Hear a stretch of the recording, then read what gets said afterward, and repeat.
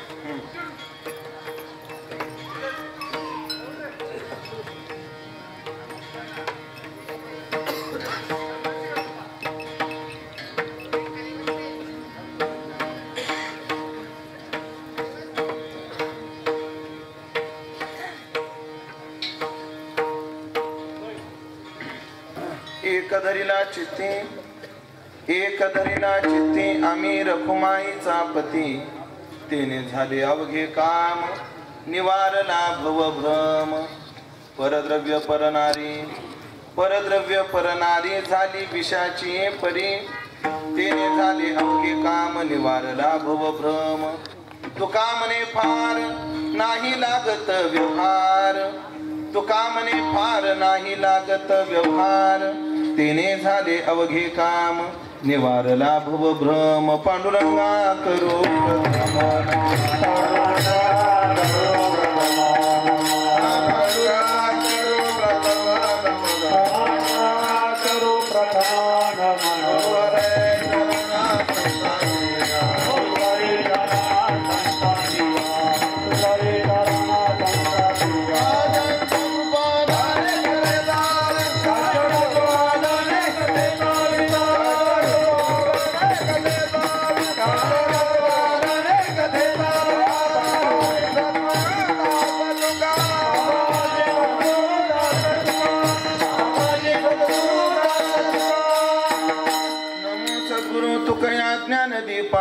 सद्गुरु सच्चिदानंद रूपा नमो सद्गुरु भक्त कल्याण मूर्ती नमो सद्गुरु भास्करा पूर्ण कीर्ती सेवे लागे सेवक झालो तुमच्या लागलो निज चरणा अहो स्वामी तुकया देवा यावरी न करावा अवेर संपाद्य ज्ञानंच विदाय भक्तिं विलोकितो येन समाधी राजा वैराग्यवंतं सुविचारयुक्तं नमामि जोगं शिरसा गुरुंतं जयांचे केलिया स्मरण होय सकळ विद्यांचे अधिकरण तेचे वंदो श्री चरण श्री गुरूंचे ते नमस्कारोनी आता एक धरीला चित्ती आम्ही रखुमाईचा पती तेने झाले अवघे काम निवारला भवभ्रम सेवेकरता निवडलेला भंग संत श्रेष्ठ जगद्गुरु श्री तुकाराम महाराज यांचा चार चरणाचा अत्यंत सुंदर असा अभंग असून या अभंगातून जगद्गुरु श्री तुकोबाराय आमचं जीवन जे यशस्वी आहे ते होण्याकरता आम्ही साधन काय केलं ते साधन कसं केलं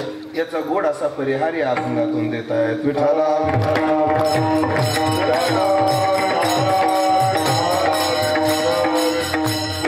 सर्व भाविक मंडळी, वैष्णव गुणीजन, महाराज मंडळी यांच्या परमपावन उपस्थितीमध्ये परम आदरणीय, परमश्रद्धेय, निष्काम कर्मयोगी शिवरामजी बाबा मस्कर पूज्य बाबांच्या मार्गदर्शनाने, प्रेरणेने चालू असणारा भक्ती उत्सव सालाबाद प्रमाणे याही वर्षी तो चालू आहे. या वर्षी या उत्सवाचं 41वे वर्ष आणि या 41व्या वर्षातील आजची चिंतन सेवा माझ्या वाट्याला सर्व ग्रामस्थी तथा निष्काम कर्मयोगी बाबा यांच्या आज्ञेतून ही सेवा माझ्या वाट्याला आलेली आहे. तरी ज्ञानोबाऱ्या तुकोबाऱ्या जशी बुद्धी देतील तसं मी अभंगाचं चिंतन करण्याचा प्रयत्न करणार आहे. जगद्गुरु श्री तुकाराम महाराजांचा अभंग आपण आज निवडला. या अभंगातून तुकाराम महाराजांनी आमचं जीवन जे यशस्वी झालं त्याच्याकरता आम्ही साधन काय केलं याचा विचार या अभंगात मांडलेला आहे. तेने झाले अवघे काम हे यशस्वी जीवन आहे. एक धरल्या चित्ती त्याच्याकरता केलेलं साधन आहे. आणि तुका म्हणे फार नाही लागत व्यवहार ही प्राप्तीनंतरचे त्यांचे उद्गार आहे. या सगळ्या चारित्र चरणाचा विचार आपल्याला क्रमानं करायचा आहे. ऐका, जगद्गुरु तुकोबाराय साधन सांगतात. साधनाला अर्थ कधी प्राप्त होतो? त्याच्या साध्यावरून साधनाला अर्थ प्राप्त होत असतो. कोणत्याही साधनाला किंमत का? कधी त्याच्यातून मिळणार काय त्याला किंमत आहे. मला एक सांगा, नोकरीला किंमत आहे का पगाराला किंमत आहे? बोला की पगाराला किंमत आहे. सुगीला किंमत आहे का शेतीत खटपट करणाऱ्याला किंमत आहे? तसंच कीर्तनाला किंमत आहे का? अरे बोलूच नाही तरी तुम्ही ओळखून घेता. साधनाला किंमत नसते. त्या साधनातून तुम्हाला साध्य काय मिळणार आहे या साध्यावरून त्या साधनाची किंमत असते. कधी कधी साधन सामान्य दिसतं पण साध्य फार मोठं असतं. कधी कधी साधन फार मोठं असतं पण साध्य फार क्षुल्लक दिसून येतं. त्याच्याकरता दोन्हीला उदाहरण देतो. कधी कधी काय, आता उदाहरण त्याला असं आहे, माझे गुरुजी म्हणायचे की बुवा कधीच कोणाला कमी समजू नये. ऐकताय ना? कधीच कोणाला कमी समजू नये. कधी कधी सोयीनं सुद्धा कुलूप उघडतं ते म्हणायचे. कमी कशाला? साधन काय? सोयी नगण्य साधन. आणि साध्य काय झालं? कुलूप उघडलं. कधी साधन छोटं दिसतं पण साध्य मोठं दिसतं. कधी कधी साधन मोठं दिसतं आणि साध्य काही दिसत नाही. आणि मग लोकांच्या तोंडून शब्द येतो, अरे हे काय केलं? डोंगर पोखरला आणि उंदीर काढला. साधन काय? डोंगर पोखरायचे आणि साध्य काय? उंदीर. साधनाला महत्व साध्याच्या प्राप्तीवर असतं. पहा तुम्ही, एका माणसाच्या दारात 5 नारळाची झाडं होती. नारळाची झाडं तुम्हाला माहितच असतील, असे 10-10 फुटाचे असतात. मग 25-30 हा, मग जास्त मोकळ्या मनात होऊ द्या ना. कीर्तनात 500 फूट करून आपण नारळ. उंच उंच किती नारळाचे झाड आहेत? 5 नारळाचे झाड आहेत. आणि तो मालक आपल्या नोकरांना, ए बाळ्या इकडे, म्हणजे काय, ह्या 5 झाडावर, या झाडावर चढायचं उतरायचं, या झाडावर चढायचं उतरायचं, या झाडावर चढायचं उतरायचं, या झाडावर चढायचं उतरायचं, या झाडावर चढायचं उतरायचं. बघू नका 5 झाडं झाली. आता या 5 झाडावर चढायचं आणि खाली उतरायचं. एका तासात ही गोष्ट करून दाखवली की मी तुला बक्षीस देणार. काय देणार? बक्षीस देणार. तो जो नोकर होता उगाच माझ्यासारखा शिलपट होता, म्हणजे चढायला असा मोकळा होता, असा चपळ होता. काय हरकत आहे, एका तासात झरकन झाडा चढून झरकर उतरल. पण त्याने मालकाला विचारलं, मालक 5 झाडं मी चढल, 5 झाडावर चढून उतरलही क्रमानं, तुम्ही सांगितल्या क्रमानं झाडावर चढल उतरल, पण मला तुम्ही काय देता? म्हणजे बाळ्या काळजी करू नको, तू 5 झाडावर चढून उतरला की तुला मुठभर फुटाने दे. झाड किती? 5. साधन एवढं मोठं, साध्य काय? फुटाने मुठभर. बरं ते पचले तर ठीक आहे, पुढचं मी काही बोललेलो नाही. म्हणून साध्यावरून साधनाची काय असते? किंमत असते. जगद्गुरु तुकाराम महाराजांनी साध्य सांगितलं आणि साधने सांगितलं. महाराजांनी केलेल्या साधनालाही किंमत आहे आणि साध्यालाही किंमत आहे. महाराजांनी केलेल्या साधनाला काय किंमत आहे? महाराजाला प्राप्त झालेल्या साध्यावरून ती किंमत आहे. काय प्राप्त आहे महाराजाला साध्य? महाराज म्हणतात, तेने झाले अवघे काम निवारला भवभ्रम. हे साध्य कसं आहे या अभंगाच्या 2ऱ्या चरणात मी गेल्यावर चिंतन करीलच. पण एवढंच डोक्यात ठेवा, हे दिसायला जरी शब्द सामान्य असले तर हे शब्द काही सामान्य नाहीत, हे फार मोठं फलित आहे. साधन काय केलं? आम्ही एक चित्तात हुकमाईचा पती धरला, हे साधन केलं. आता आपल्याला त्याचे चिंतन करायचंय. मुद्दा ऐका. साधू आणि आपल्यात काय फरक आहे? साधूत आणि आपल्यात काय फरक आहे? महाराज, वरवर पाहायला गेलं तर काहीच फरक नाही, आणि अंतरंगात पाहिलं तर खूप फरक आहे. साधूत आणि आपल्यात काय फरक आहे? महाराज, छातीत नुसतं जळजळ करू लागलं तर एंजिओप्लास्टी करून घेणारी माणसं खरे का कुठे बाटी? नुसतं छातीत काय होऊ लागलं, जळजळ व्हायला लागलं तरी एंजिओप्लास्टी करणारी माणसं आहेत, एंजिओग्राफी नंतर एंजिओप्लास्टी करणारी माणसं आहेत. पण साधूतन आपल्यात फरक असा आहे, डॉक्टरनं सांगितलं एवढे ब्लॉकेज आहे तरी बायपास करून घेत नाहीत. हे साधूतन आपल्यात फरक. एक फरक सांगितला बाबाकडे पाहून मी, अजून मी भरपूर फरक सांगेन. खरं तर साधू कृतीने कदाचित दिसायला आपल्यासारखाच दिसतो. पहा तुम्ही, लोक म्हणते सावता महाराज काय शेती तर करतात, मग आम्ही नाही का करत शेती? गोरोबा काका मडके तर घडवतात, आम्ही नाही का मडके घडवत? महाराज एक आहे, कृतीत भिन्नता, कृतीत जरी साधर्म्य असलं तर अनुभूतीत मात्र साधर्म्य नाही. पण साधू तर आमच्यात अंतर हे अनुभूतीच आहे, कृतीच नाही, कृतीसारखीच आहे. चला, साधू तर माझ्यातच मी अनेक वेळा हा विषय तुमच्या समोर मांडलाय, आजही मांडून जातो की तुकाराम महाराजांच्या कृतीत आणि माझ्या कृतीत काय फरक आहे सांगा. किंवा आपल्या कृतीत, तुकाराम महाराजांच्या कृतीत आणि आपल्या कृतीत फरक काय? काहीच फरक नाही. त्यांनी भजन केली ना, आपण काय तमाशा करतो काय? आम्ही की भजनच करतो. तुकाराम महाराजांनी कीर्तन केलं, आम्ही तरी काय करतो? कीर्तनच करतो. क्रिया तीच आहे की नाही? उलट पक्षी मी पटवून देईल दादा तुम्हाला, तुकाराम महाराजापेक्षा आम्ही मोठे कीर्तनकार आहेत. मी पटवून देईल तुम्हाला.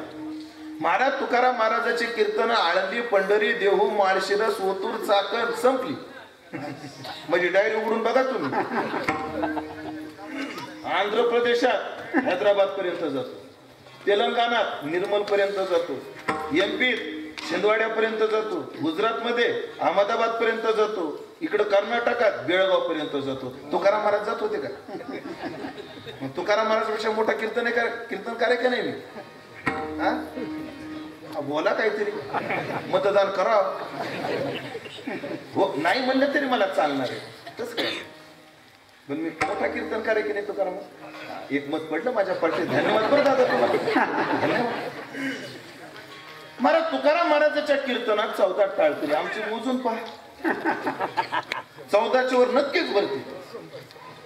काही ठिकाणी महाराज तुम्हाला खोटं वाटेल, ते शेवगावला, हे ते शेवगाव आहे ना, 700 टाळकरी. किती? 700. मी दरवर्षी कीर्तनाला जातो. बुलढाणा जिल्ह्यात वैष्णवगड नावाचे ठिकाण आहे. तिथे कीर्तनाला निदान 1 लाख समाज असतो आणि टाळकरी 500च्या पुढेच मोजून घ्यायचे महाराज. एवढे टाळकरी असतात आमच्या कीर्तनात. तुकाराम महाराजाच्या कीर्तनात होते का? 14. बर ते होते 14, पण रोज थोडीच येत होते ते 14. म्हणजे त्या 14 टाळकऱ्या कोणाला काय काम निघायचं? कोणाला थंडीच वाजायची, कोणाला काय काम होतं? ते रोज येत होते का? नाही. अहो कधी कधी होतं ना, जवळ असून सुद्धा महाराजाच्या कीर्तनाला जाता येत नाही, व्याप असतो.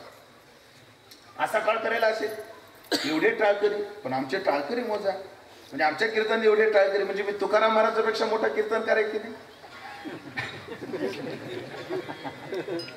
मत हे बी गेलं का माझ्या हातात? काय कमाल झाली राव. 2019 पुढे अजून बाकी आहे. तुम्ही अजून इतक्या लवकर असं करू नका, असं नका, कृपा करू नका. माझं सरकार येऊ द्या, एवढं तर मला येऊच द्या. मी काही वेगळं बोलत नाही बरं, मी माझं बोलतो, तुम्ही वेगळा अर्थ करू बरं. मग घेऊ का?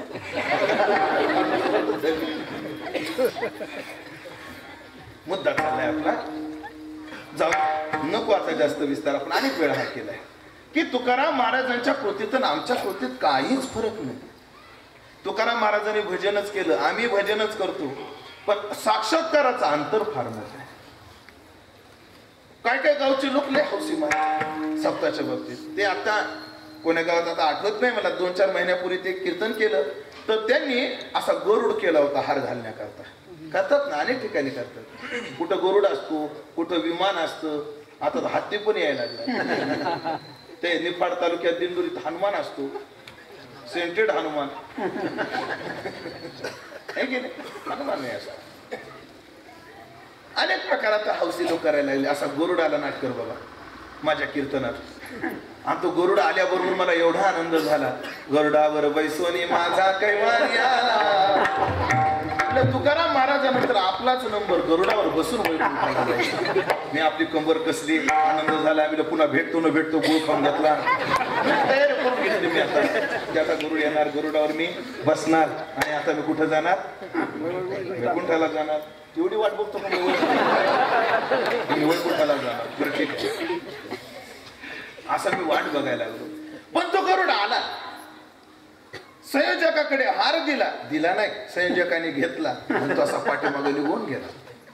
आणि मग मी निहाळून पाहिलं तर तो गरुड ओरिजिनल नव्हता, तो काय होता, डुप्लिकेट होता. आणि लगेच माझ्या डोक्यात वाक्य आलं, माझ्या मनात विचार आला, अरे बरोबर आहे, डुप्लिकेटच येणार. तुकाराम महाराजाचा परमार्थ ओरिजिनल होता म्हणून गरुडही ओरिजिनल. पुढं बोलू का, बोला म्हणजे आमची शेकाची ठरली. महाराज अंतर आहे, त्यांची जी कृती आहे तीच आमची कृती आहे, पण त्यांना जी प्राप्ती आहे, त्यांना जी अनुभूती आहे ती अनुभूती आम्हाला. लक्ष्मीने आता विचारलं दादा नारायणाला म्हणजे नवऱ्याला, भगवंताला विचारलं म्हणजे का हो, जुन्या काळात लोक भजन करायचे, कीर्तन करायचे, तर तुम्ही प्रगट व्हायचे, आजकाल तुम्ही प्रगट का होत नाही. अंतर सांगतोय जनक महाराज, त्यांच्या कृतीतलं आणि आपल्या कृतीतलं. बरं शांताराम महाराज अंतर सांगतोय. लक्ष्मीने नारायणाला विचारलं, जुन्या काळात लोक भजन करायचे, कीर्तन करायचे, तर तुम्ही प्रगट व्हायचे, आजकाल का प्रगट होत नाही. ज्ञानोबरायने नाम आठविता रूपी प्रगट झाला. तुमळे बाबा नाव आठविता घेता नाही, ज्ञानोबरायचं प्रमाण आहे. म्हणजे नुसतं नावाची स्मरण केलं कोणी ज्ञानोबरायने तर देव पुढं प्रगट झाला. नाम उच्चारिता कंठी पुढे उभा जगजेठी. महाराजाच्या की समोर पुन्हा पहा किती प्रमाणात देऊ. नामदेव कीर्तन करी म्हणजे नामदेवरा कीर्तन करू लागले तर देव एवढा नाचला तर धोतर फिटेपर्यंत नाचला. म्हणजे तुम्ही नाचायचे, सगळं करायचे, मग आजकाल तुम्ही का प्रगट होत नाही कीर्तन, असं कोणी विचारलं. मला बोलावं लागतं. कोणाला विचारलं, नारायणाला विचारलं. पण लक्ष्मी म्हणजे आजकाल कीर्तन होत नाहीत असं नाही, खूप कीर्तन व्हायला लागली, आता खूप कीर्तन व्हायला लागली. बाबा तुमचं वय काय, तुमचं 87. खरं सांगा तुमच्या लहानपणी जास्त कीर्तन व्हायचे का आता जास्त कीर्तन होतं. आता कीर्तन जास्त होतं. आता काय कोणी मेलं, कोणी जन्माला आलं, कोणी घर बांधलं, हॉटेलचं उद्घाटन, दुकानाचं उद्घाटन, बिअर बारचं उद्घाटन, गोंधळ नाही, कीर्तन व्हायला लागली. होतात तर दादा, अहो नाही मी तुम्हाला पत्रिका दाखवतो. नाही तुम्हाला खोटं वाटत असेल ना, तुम्ही गुळ अजून काय पण ऐका ऐका, बिअर बारच्या उद्घाटनाला कीर्तन होतात हा गंभीर प्रश्न नाही. जनक महाराज आसाराम बुवा, बिअर बारच्या उद्घाटनाला कीर्तन होतात हा गंभीर प्रश्न नाहीये, त्यांना कीर्तनकार भेटतात हा गंभीर होता. महाराज त्या मालेगावचा एक फोन आला मला, म्हणजे मला तुमची तारीख पाहिजे. म्हणलं कधी सुरुवात, नाही म्हणजे तुमच्या सोडून. म्हणलं पण काय निमित्तानं, काय निमित्त काय कीर्तनच काय नाही, आमचं घर पाडायचं त्या निमित्तानं कीर्तन. काय झाला होता मालेगावचा फोन मला, नाही अहो खरंच नाही पाटील, तुम्हाला खोटं वाटतं पण खरं आहे. आणि तुम्हाला जर खोटं वाटत असेल ते खोटंच आहे. रुक्मिणी म्हणते, लक्ष्मी म्हणते, अहो एवढी कीर्तन होतात, एवढी भजन होतात, बरं लोक किती रडतात कीर्तनात सध्या, किती भजनात रडतात. हो काय झालं सुदामाचं, काय झालं माझ्यात, रडायला सुरुवात करतात. रामकृष्ण हरी पासून तर जय विठ्ठल पर्यंत रडतात. आणि मग एवढी रडू रडू भजन करतात, तुम्ही प्रगट का होत नाही असं कोणी विचारलं. कोणाला विचारलं, नारायणाला विचारलं. नारायणाने उत्तर फाडलं. नारायण म्हणे लक्ष्मी तू म्हणते ते अगदी बरोबर. जुन्या काळात भजनं व्हायची, कीर्तनं व्हायची, मी प्रगट व्हायचो, नाचायचो. पण आजकाल मी प्रगट होत नाही. लोक रडू रडू भजनं करतात, कीर्तनं करतात, तरी मी प्रगट होत नाही. अहो मी तेच तर विचारते, एवढे रडून हे लोक गातात तरी तुम्ही प्रगट का होत नाही? नारायणाने उत्तर दिलं, लक्ष्मी त्याचं कारण आहे, हे लोक गातात माझ्या करता व रडतात तुझ्या करता, म्हणून मी प्रगट. तुम्ही आमच्याकडे बघून मोकळे होऊ नका, त्यातले किडे तुम्ही पहिले येते. मार्गशीर्ष महिन्यातले गुरुवार उन्हाळे का? आपण सगळेच आहेत त्याच्यात. हे अंतर आहे साधूच्या आपल्या साधनेतलं, कृती तीच आहे. एक उदाहरण सांगतो. एक साधू असे डोंगरावर राहत होते. डोंगरावर फिरत कोणी काही दिलं नको मला, आणि जे नको म्हणतात त्याला द्यायची तुम्हाला नाही खास. बघा ना तुम्ही, लोक जे नाही म्हणतात ना त्याला जास्त देतात. नको मला ते घेत नाही. आणि मग अशा त्यागी महात्म्याची कीर्ती लवकर वाढते. आणि मग ती राजाला कळाली, हो फार विरक्त साधू आहेत, फार मोठे साधू आहेत. आणि राजा गेला त्या साधूकडे. साधूला म्हणला, महाराज कधी आमच्या महलाला पाय लावा तुमचे, एकदा लावा मंदिराचे. लोक लगेच बोलायला लागले, काय साधू नाटक करत होता, कोणाच्या घरी जात नव्हता, आणि आता मोठ्याने बोलवलं की निघाला. आमच्यावर लय आरोप असतात. हे मोठ्याच्या घरी जाणार, गरीबाच्या घरी नाही येणार, अशा आमच्यावर काय असतात, आरोप असतात. पण तसं वस्तुस्थितीनं काही नाही. निघाले साधू. आता काय, माळी जे होते नेले ते होते, निवांतची गेली. महाराज ज्ञानोबराय म्हणतात, विहिरीतलं पाणी काढलं मोटरीने, मोठ धारा किंवा आता मोटर धारा, मोटरीने पाणी बाहेर काढलं. ते पाणी जिथं पडतं त्याला आमच्याकडे थारोळा म्हणतात, बरोबर ना? पाणी आधी कुठं पडतं, थारोळ्यात पडतं. आणि थारोळ्यात पडलेल्या पाण्याला मग माळी काय करतो, वळण देतो. आणि मग त्या माळ्याने उसाकडे नेलं तरी उसाकडे जातं. त्या माळ्याने जर त्याला द्राक्षाकडे नेलं तर द्राक्षाकडे जातं. त्या माळ्याने त्याला डाळिंबाकडे नेलं तर डाळिंबाकडे जातं. अहो एवढंच नाही, तो माळी जर थोडा नादिक असला तर त्याला गांजाकडे नेलं तर तिकडे. पण जिकडं नेलं तिकडं ते पाणी कसं जातं, निवांत जातं. ज्ञानोबराय म्हणतात साधूचं तसं असतं. माळी जे होते नेले ते होते, निवांताचे गेले. अजून एक ज्ञानोबरायची उभी, का वारियाची धाव तैसा सहज स्वभाव. सहज साधू गेले. लोक चर्चा करायला लागले. आता सकाळच्या वेळेला साधू आले. राजाने मस्त स्वागत केलं. सकाळी सकाळी साधू आल्यामुळे मस्त ग्लासभर दूध दिलं. दूध कशाचं द्यायचं नाही ना, आपल्याकडे म्हशीवाले असल्यामुळे म्हशीचं देऊ ग्लासभर. म्हशीचं ग्लासभर दूध दिलं. आणि तुम्हाला सांगतो, गाईचं दूध पवित्रच आहे, पण म्हशीचं दूध चवदारच लागतं काही वेळा. गाईचं दूध दिलं, दूध पिलं. आता साधू घरी आल्यानंतर त्याला विनमुख पाठवू नये म्हणून लगेच राणी आली. राणीने मस्त साधूची पूजा केली, गळ्यामध्ये एक शॉल टाकली, पण पांघरायचं गेलं. ते सांगितलं बरं, नाही तुमच्या नाशिक जिल्ह्यात त्या साडीचा लय सुळसुळाट. दहाव्याला काय, वर्षात झाला काय, वास्तू शांतीला काय, ते मला 2 माणसं भेटले पाहिजे गाडीवर. एक तर आहेराच्या साड्या निर्माण करणारा आणि ते शाली निर्माण करणार. ते जर भेटले तर दोघांच्या मुख्य पाहिजे ना.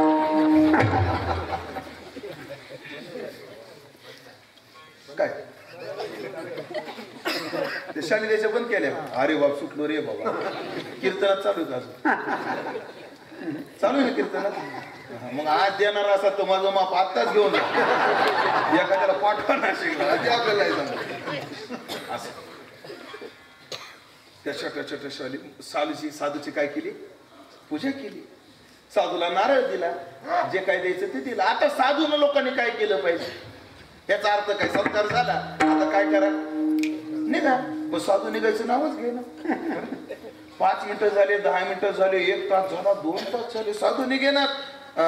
राजा म्हटला, त्यांना गडबड होती, म्हणे महाराज मी आता जाऊन येतो, तोपर्यंत तुम्ही नाश्ता करा. नाश्ता कराल का? करू.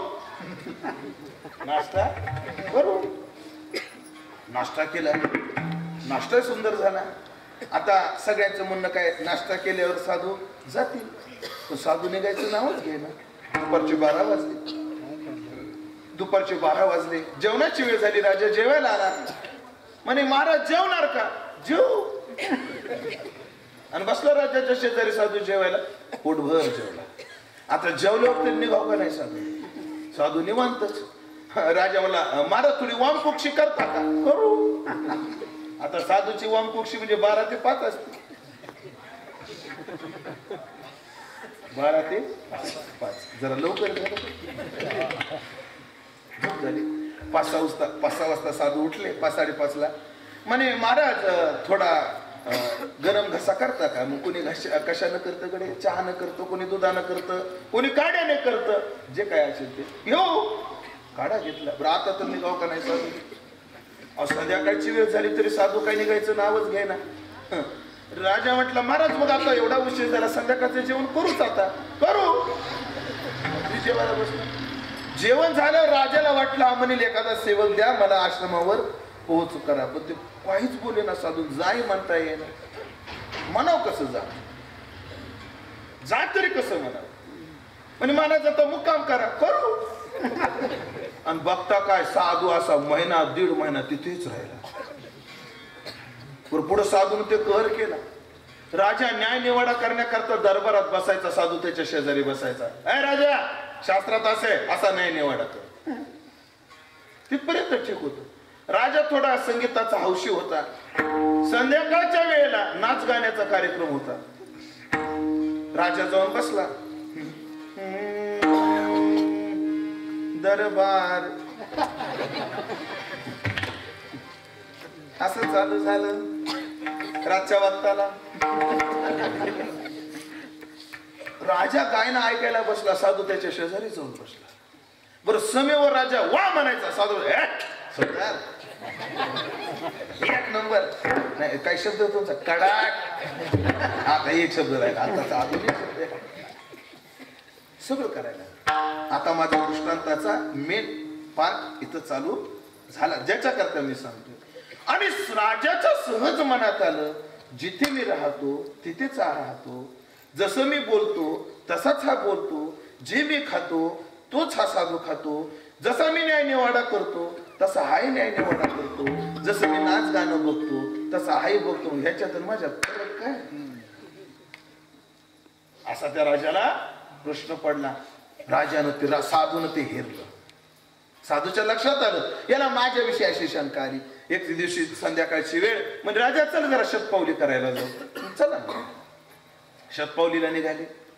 पार विल्लोळीपर्यंत गेले. त्याच्या आधी एक गाव आहे बघा कोणतं, राजूर बाहुला. राजूर बाहुल्यापर्यंत गेले.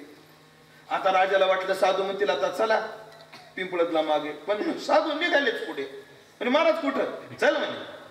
पार विल्लोळी आली तरी साधू काय माग सरकेच ना. विल्लोळीवर हायवेला लागले. हायवेवरच विल्लोळी म्हणा. असं वाडी वाऱ्याला गेले तरी साधू माग फिरले. अहो बघता बघता घोटीला गेले. आता मुंडेगाव गिंडेगाव नाही नाव घेणार. पार घोटीला गेले तरी साधू काय माग निघायचं नावच घेना. राजाने विचारलं महाराज असं कुठपर्यंत जायचं? म्हणजे आता असंच कन्याकुमारीला जायचं. तसा रस्ता आहे ना कन्याकुमारीला. मी सांगतो मुंबईला जायचं, मुंबईवरून गोव्याला जायचं. हो ना रस्ताच आहे ना. मुंबईवरून म्हणजे गोवा आणि गोव्याच्या खाली पुढे आपण गेलो असा रस्ता आहे. नागरकोयल, मँगलोर, गुरुवायूर, पुन्हा पद्मनाभ मध्ये त्या रोडला सगळं लागतं. आणि नागरकोयल शेवट केरळामधलं गाव, त्याच्या पुढे तामिळनाडू आणि कन्याकुमारी आहे. असं जाऊ कन्याकुमारीला. ते महाराज नाही ना मला जाता यायचं. तुमचं वेगळं माझं वेगळं. तुमच्या लक्षात काहीच नाही आलं. तुमचं वेगळं आणि माझं वेगळं. साधू म्हणले राजा तुला प्रश्न होता ना, हा माझ्यासारखाच राहतो. याच्यात आमच्यात काय फरक आहे? साधूतन समाजात हा फरक आहे.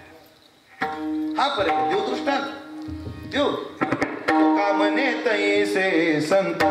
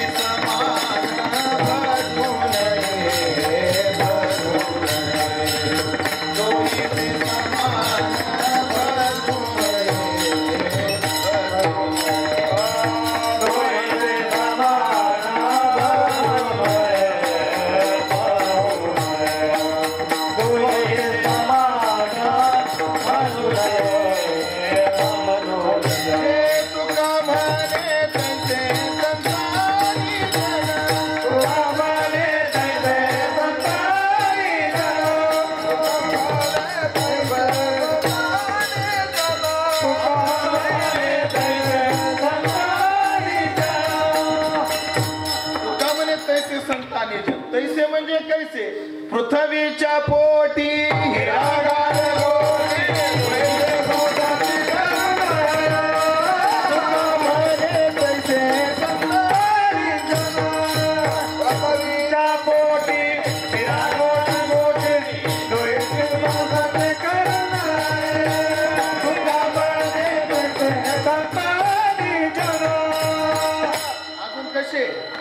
अजून कसे दयाची ये पोटी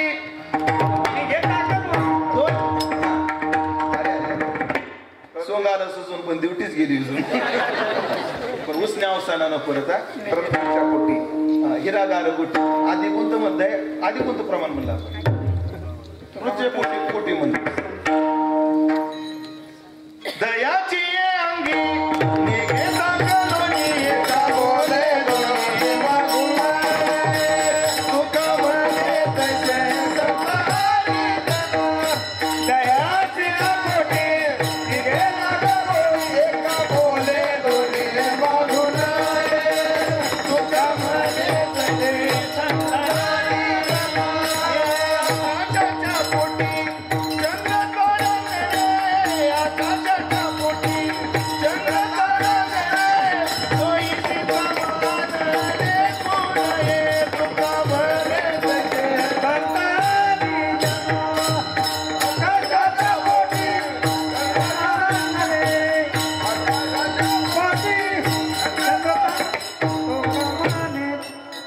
चाल सांगतो आधी अरे अंजनीच्या सुता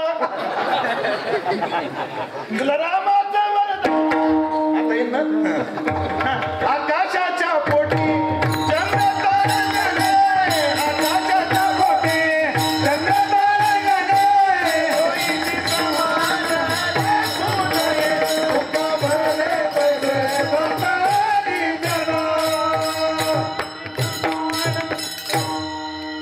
तीन दृष्टांत दिले महाराज दयाची अंगी निघे ताक लोणी दयाच्या पोटातच ताकही निघतं आणि लोणी निघतं पण एका मुलानं मागावं का दोघांचं मोल सारखं नाही पृथ्वीच्या पोटात हिराई निघतो आणि गारगोटी निघते दोन्हीची संसाती करावी का नाही आकाशाच्या पोटी चंद्र तारांगण आकाशामध्ये चंद्र पण आहे आणि तारे पण आहेत द्वैशी समान लेखावं का नाही तुका म्हणे तैसे संतानी जन दोहीशी समान बसू नये कारण संत नव्हती जगा मानसा त्या सारिखे एरवी त्याचा व्यवहार तोही नृप आहे श्रवणी ऐकतू आहे पर तेथीचा सर्वथा नोहे ते सगळं करतो पश्यन शृण्वन स्पृशन जिघ्रन आशनन गच्छन श्वपयी श्वसन प्रलपन विसृजन पुन्हन उन्मिशन निमिषन नपी मात्र इंद्रियाने इंद्रियार्थेषु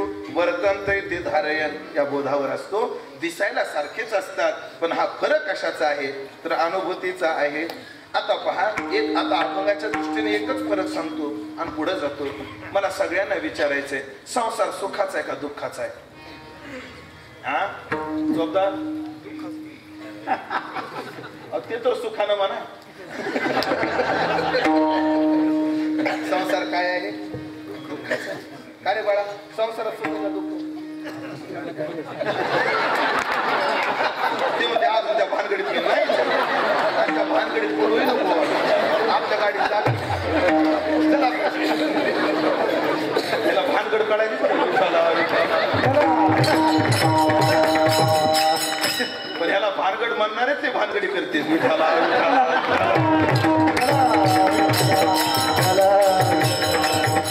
असं चला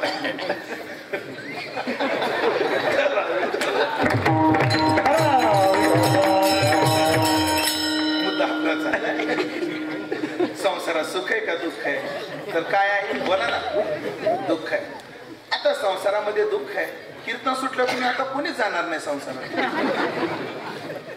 मग दुःख तर का चालले दुःख तर चालले का दुंडा महाराजाचं चिंतन सांगतो आम्हाला दुःखाचा अनुभव आहे संसाराचा अनुभव आहे पण संसाराचा परिचय झाला नाही अनुभव आला ह्याच्यात काय आहे दुःख आहे हा अनुभव आला पण अजून त्याचा विशेषत्वानं काय झाला नाही परिचय झाला नाही अजून ज्या अर्थी आम्ही म्हणजे जसं 9 वाजता आम्हाला कीर्तनात येऊन बसावं वाटतं तसं 11 वाजता घरी जावंही वाटतं. ही वस्तुस्थिती आहे. कारण बऱ्याच गोष्टी आपल्या बोलण्यात अजून कृतीत आलेल्या नाही. गोड वाटतं संसार दुःख मूळ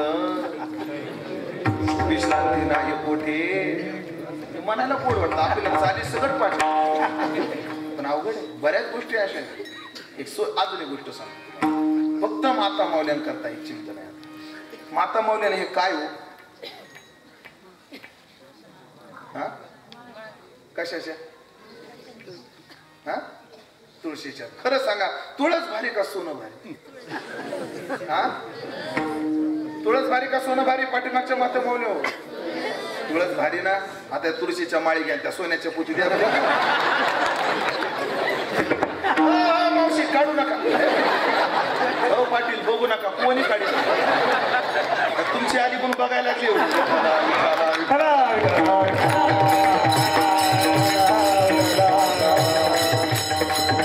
बोलायला गोड आहे. ह्या गोष्टी काय आहेत? बोलायला गोड आहे, कृतीला मोठा अवघड आहे. तू का म्हणे मुद्दा चालला होता की संसार दुःखाचा आहे पण तिथं अजून आमची सुखबुद्धी आहे. आणि मग नियम असा आहे, जे जिथं नाही ते तिथं दिसत जर असेल तर तो भ्रम आहे. आणि तो ज्याला होतो तो भ्रमिष्ठ आहे. वेदांतानं चिंतन काय केलं? दोरीच्या ठिकाणी सर्प नाही पण तिथे काय दिसला? सर्प. तर हा काय आहे? भ्रम आहे. अतस्मिंस्तत बुद्धी, जे जिथं नाही तिथे ते दिसणं, हा काय आहे? भ्रम आहे. आणि संसारामध्ये सुख नाही पण तिथे आम्हाला सुख दिसलं, मग आम्ही काय आहोत? भ्रमिष्ठ. भ्रमिष्ठ आहेत आम्ही. आम्हाला भ्रम आहे. पण तुकाराम महाराजांसारख्या साधूला भ्रम नाही. संसाराचा त्यांना मुळीच भ्रम नाही. त्यांनी पक्क डोक्यात ठेवलंय, रज्जू सर्पाकार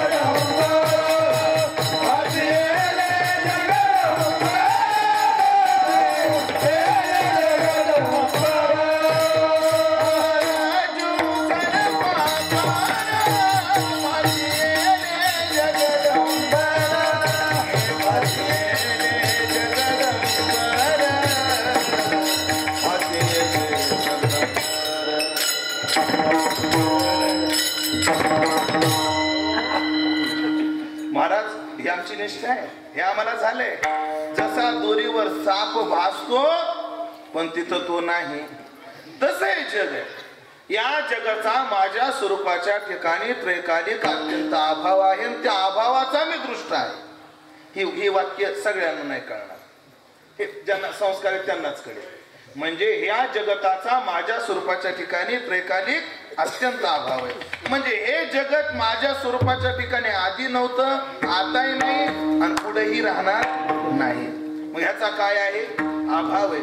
आणि नुसता अभाव आहे, त्या अभावाचा दृष्टा मी आहे. कारण अभावाचं दर्शन करण्याकरता काय लागतो? दृष्टा लागतो. तो आत्मस्वरूप मी आहे. म्हणून महाराजांची भाषा, माया साक्षी आम्ही भिडभार आपाने पर नाही दोन्ही. आम्ही अशी माया साक्षी आहोत, त्या अभावाचा आम्ही साक्षी आहे. या बोधापर्यंत महाराज गेले. म्हणजेच काय झालं? निवारला भवभ्रम. आमचा मात्र भवनाम संसार, त्याचा भ्रम अजून पक्का आमच्या डोक्यात आहे. आम्ही संसारात भ्रमानेत महाराज. भ्रमेन अहम भ्रमेन त्वम. महाराज शास्त्रामध्ये भ्रमेन उपासको जना, देवाची उपासना करणाऱ्याला सुद्धा भ्रमिष्ठ म्हणले शास्त्राने. मग आमचं काय चाललंय? भ्रमण. मी दृष्टांत कायम सांगत असतो.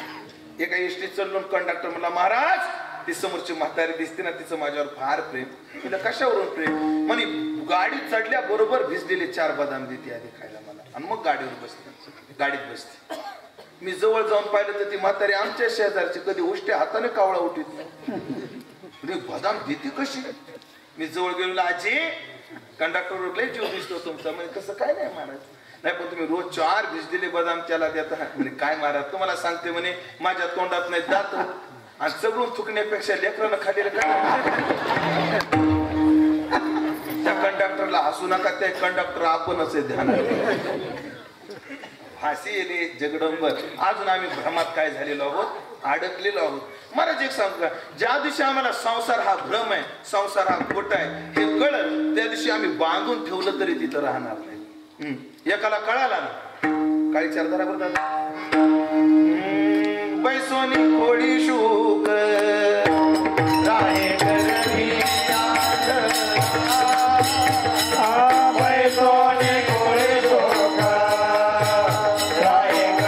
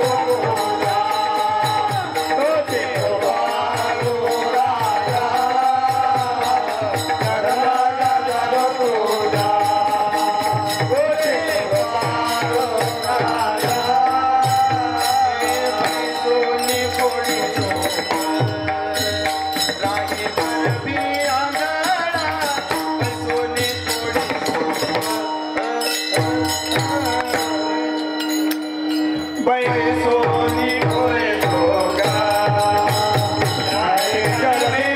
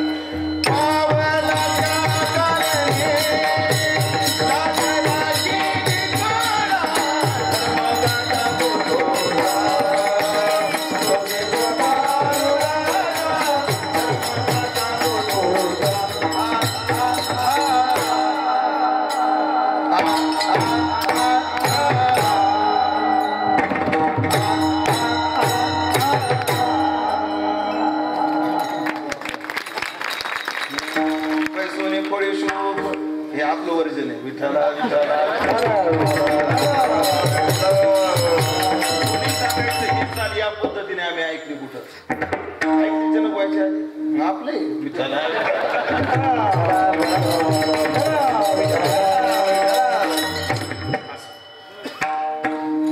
बैसोने खोळी शूक कळालं त्यांना संसाराचं सोडून ते खोळीत बसूनच आंधळे झाले.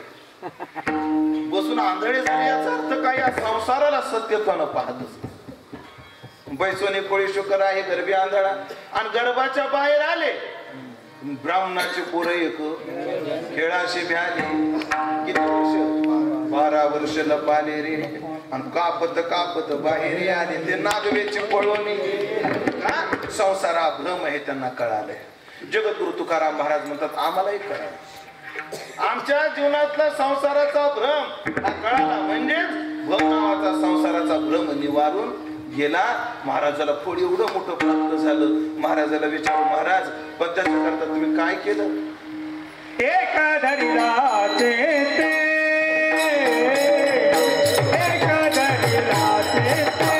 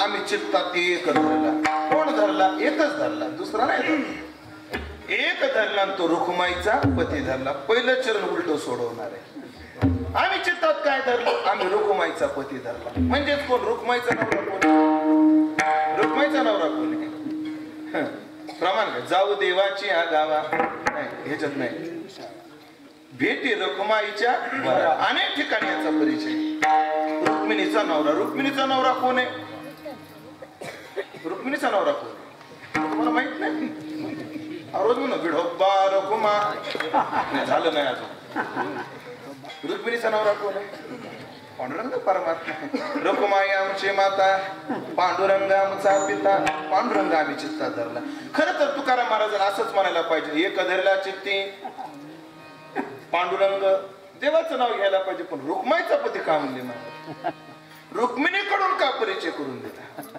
खरं तर माणसाचा परिचय बायकोकडून करून देऊ माणसाचा परिचय स्वतःच्या नावानं व्हावा शास्त्र सांगतो उत्तमो आत्मनो ख्याता पितृ ख्याता च मध्यमा आधमा शशुरा ख्याता आणि भार्या ख्याता धमाधमा अर्थ सांगतो आत्मनो ख्याता उत्तमा ज्याची स्वतःच्या नावानं प्रसिद्धी ज्याला लोक स्वतःच्या नावानं ओळखतात तो फर्स्ट क्लास आहे ज्याची ओळख बापाच्या नावानं तो सेकंड क्लास ज्याची ओळख सासऱ्याच्या नावानं तो थर्ड क्लास आणि ज्याची ओळख बायकोच्या नावाने त्याला क्लासच नाही भार्या ख्याता धमा म्हणजे हे कोण हो हे गणपतराव एक नंबर हे कोण हो अहो ते केरा पाटील आहेत ना त्यांचे मोठे चिरंजीव 2 नंबर हे कोण अहो ते नाही का आपले शिरपतराव त्यांचे जावई हे 3 नंबर. हे कोण हो? ते आपल्या गावात नाही का शांती, तिचा नवरा आहे. याला क्लासच नाही द्या परिचय.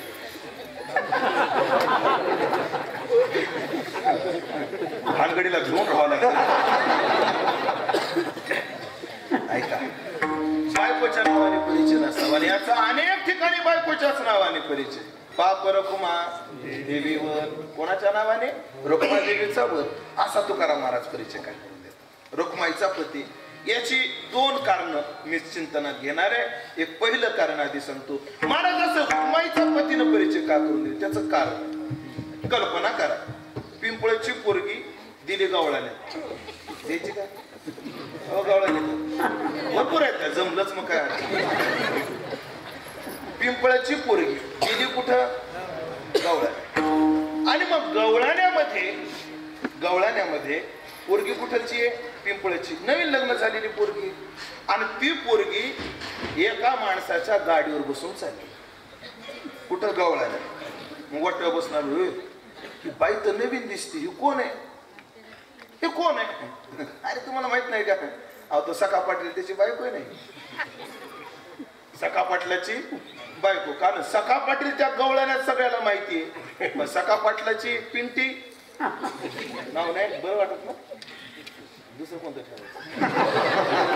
तुम्ही गोकुळ मारा, तुम्हाला का आवडलं नाही तुम्हीच सांगा. पार्वती तू बरं ठीक आहे. पारू पार्वतीला काय म्हणतात?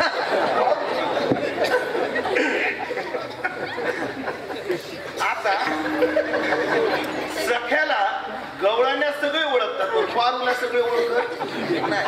मग तिथं परिचय काय? सख्याची पारू, सख्याची. आता सखारामाला दिवाळीला सासरवाडीला म्हणजे कुठं आला? पिंपळत मध्ये आला. लोक म्हणले का तो माणूस कोण आहे? म्हणजे पारीचा नवरा. पारूचा नवरा म्हणजे गवळाण्यात गेलं तर सखारामची पारू आणि पिंपळत मध्ये आलं पारूचा नवरा. आता तसंच ऐका, देवाचं गाव म्हणजे परब्रह्म स्वरूप आणि माया नावाचा संसार म्हणजे रुक्मिणीचं गाव. देव ब्रह्म आणि रुक्मिणी माया. मग आपण परब्रह्म स्थितीत आहोत का माया नगरीत आहोत? माया नगरीत आहोत. आणि मग जर मायेच्या नगरीत आपण असलो म्हणजे आताच्या भाषेत पारूच्या गावात असलो तर मग काय म्हणावं लागलं? पारीचा नवराच म्हणावं लागलं. तसं रुक्मिणी म्हणजे माया आणि तिच्या कक्षेत आम्ही असल्यामुळे रुक्माईचा पती विठ्ठला विठ्ठला.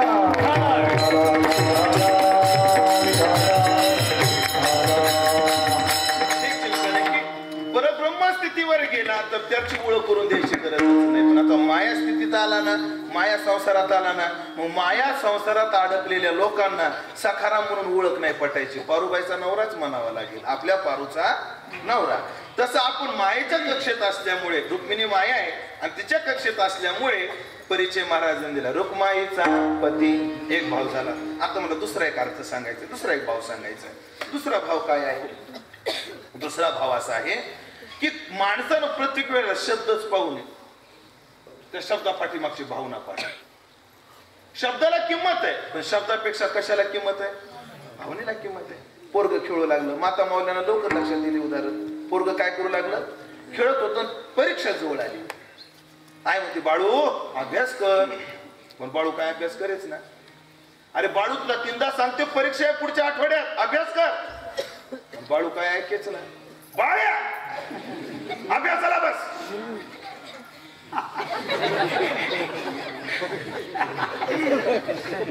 पण बाळ्या काय अभ्यासाला बसेच. आणि मग आई चिडल्यावर काय म्हणते? बाळासाहेब, ओ बाळासाहेब स्वयंपाक झालाय बरं, जेवायला बसा. आणि जेवण लगेच खेळायला जा. अभ्यास करतात. अभ्यास करतात. अभ्यास करून कोणाला पास व्हायचं? आपल्या आजोबानं हमाली केली, आपल्या पप्पानं हमाली केली आणि आपण हे काय करायचे? हमालीच करायचे. अभ्यास करू नको बरं बाळू. आता आई काय बोलली? शब्द काय? अभ्यास करू नको. पण आईला ते म्हणायचंय का? मग काय म्हणायचंय? अभ्यास कर म्हणायचंय. बरं जाऊ द्या, हे तुम्हाला जरा जड गेलं असेल. बाळ्या खेळू लागला उन्हात. बाळू सावलीत खेळ. जगन्नाथांना लय रंगवायचे. बाळू सावलीत खेळ, पण बाळू काही खेळच ना, येच ना. बाया सावलीत खेळ. अण्णा म्हणायची बाळू मात्र समाजवादी पार्टीचा. बाळू म्हणजे समाजवादी पार्टीचा. बाळू मला आई तो राजा नाही का खेळ, ते तिकडं खपू दे पण तू इथं मर. आता आई आपल्या पोटच्या बाळाला काय म्हणली, इथं मर. आणि इथं येऊन खरंच तो मेला तर हिला बरं वाटेल का? आता इथं मर म्हणण्यात तात्पर्य आहे का सावलीतीय म्हणण्यात तात्पर्य आहे? मग शब्दाकडे लक्ष द्यावं का भावनेकडे लक्ष द्यावं? भावनेकडे. शब्दाकडे लक्ष देऊन अडचण निर्माण होते. भावनेकडे व्हॉट्सअपवर शब्द कळतात, भावना नाही कळत.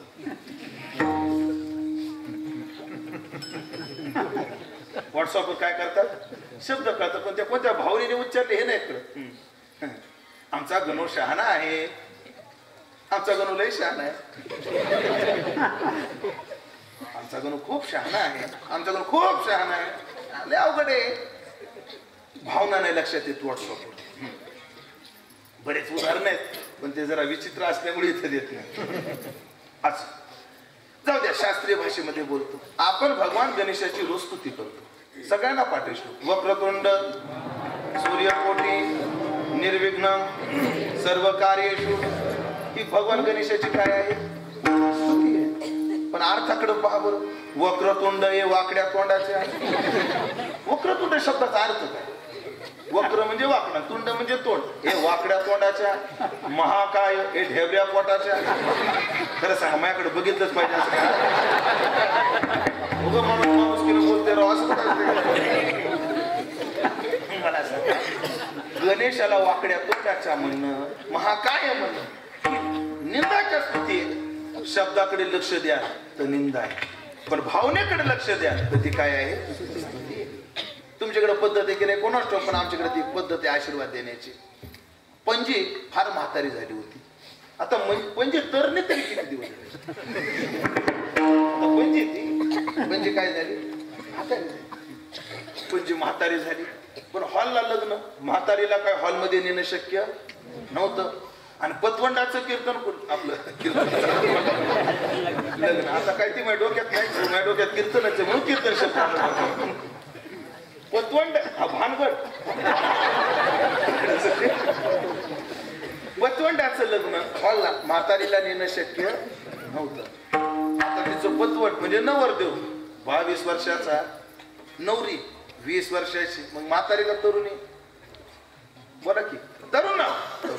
लग्न झालं आणि लग्न झाल्याबरोबर नवरदेव नवरी घरामध्ये आहे. म्हणजे लग्न झाल्यावर ते काय असतं ना, सगळं जुन्या काळात लग्न झाल्याबरोबर सप्तपदी असायची, ते साडी असायचे, अनेक गोष्टी, सुनमुख असायचं. आता फोटो काढण्याशिवाय काही राहिले. आम्ही पाहतो महाराज बाप सध्या मंगळाष्टका झाल्या फार सुद्धा घालू देत नाहीत लोक. लगेच जशी म्हैस पेंडीव पडली. आता सप्तपदी नाही, काय नाही, काय नाही, काय नाही, फक्त काय फोटो फोटो. तुम्ही म्हणतात आमच्या फोटो कॉम पाहिजे, आपण लोक सांगितलं दिलं. त्या सगळ्या विधी झाल्या. नवरदेव नवरी घरात आले. तरुण नवरदेव तरुण नवरी. आणि आल्याबरोबर बापाने सांगितलं, बाळ्या आधी पणजीचं दर्शन घे. आधी कोणाचं दर्शन घे, पणजीचं. पणजीला सांगितलं, आजी पणजीबाई पण तो आलाय, लग्न झालंय. म्हातारी झोपलेली उठून बसली आणि दोन्ही पाय जोडले. आता नवरदेव नवरी काय करतायत, पणजीच्या पाया पडतायत. पणजीच्या पाया पडले नवरदेव नवरी. पडल्याबरोबर पणजीनं दोघांच्या पाठीवरून हात फिरवला आणि म्हणली, लवकर म्हातारे आशीर्वाद काय दिला, महाराज आशीर्वाद. तरुणांना म्हातारा हो म्हणून हा आशीर्वाद. पण ऐका, शब्दाकडे लक्ष द्याल तर आशीर्वाद नाहीये, पण त्या म्हातारीच्या भावनेकडे लक्ष द्याल तर तो आशीर्वाद आहे. म्हातारी म्हणती, बाबा सध्याच्या काळात लोक म्हातार होस तर जगत नाहीत, म्हणून तुम्ही म्हातारे होईपर्यंत जगा. हा त्याचं काय आहे तात्पर्य. कधी शब्दाकडे लक्ष द्यावं, कधी त्याच्या तात्पर्याकडे लक्ष द्यावं. अजून जर असं खोला जायचं ठरलं तर थोडक्यात सांगतो, संसार शब्दाकडे लक्ष देतो पण परमार्थ मात्र भावनेकडे लक्ष देतो. परीक्षेमध्ये भावनेला किंमत काय पाहिजे, शब्दच पाहिजे. आमचे गुरुजी होते व्याकरण शिकवायला, वैकुंठवासी रामचंद्र बाबा निकम, नाटकर बाबा माहिती, निर्मळ बाबा, रामचंद्र बाबा निकम. आणि निकम बाबाची परीक्षा म्हणजे अंगावर काठाच. त्यातली पहिल्या वर्षाची धातू साधिताची संस्कृत व्याकरणाची परीक्षा. महाराज आमच्या वर्गात 50 पैकी 35 मार्क 1 नंबरच्या पोराला होती. शिंदे माऊलीला 35 होती आणि माझा दुसरा होता तर मला 20 होती. 20 होते तरी माझा काय होता, दुसरा नंबर होता. मग बाकीच्याचे तुम्हीच अंदाज घ्या. अशी कडक परीक्षा. आणि एका पोरानं ती उत्तर पत्रिका घेतली, उत्तर पत्रिका, आणि उत्तर पत्रिकेत पहिलं वाक्य लिहिलं निकम बाबाची कृपा, आणि पूर्ण उत्तर पत्रिका भर रामकृष्णारी लिहून काढले. ते त्याला त्याच्यातलं काही यायच ना. पूर्ण उत्तर पत्रिका भरून काय काढलं, रामकृष्णारी काढलं. पेपर तपासायला बाबा काही नंबरच्या विद्यार्थ्यांना बोलवायचे. आम्ही गेलो तपासायला पेपर. आम्ही बाबा यांनी काहीच लिहिलं नाही, नुसतं रामकृष्णारी लिहिलं. आता मला सांगा, नुसतं रामकृष्णारी जर कागद लिहून काढणं वाईट आहे? बोला की चांगलं आहे ना. मग त्याला 50 पैकी 50 मार्क द्यायला पाहिजे का नाही बाबांनी? इथे प्रश्न पत्रिकेमध्ये रामकृष्ण हरी बद्दल तुमची किती भावना याला किंमत नाही. तुमची तिथं शब्दाचं उत्तर काय, तिथं शब्दाला किंमत आहे, तिथं शब्दाला किंमत आहे. आणि मग बाबा देऊ काय चिरू नाही म्हणजे 1 मार्क दे म्हणजे. बाबा काय म्हणजे 1 मार्क देऊ टाक. म्हणजे का ते निकम बाबाची कृपा म्हणून लिहिले ना, दे 1 मार्क.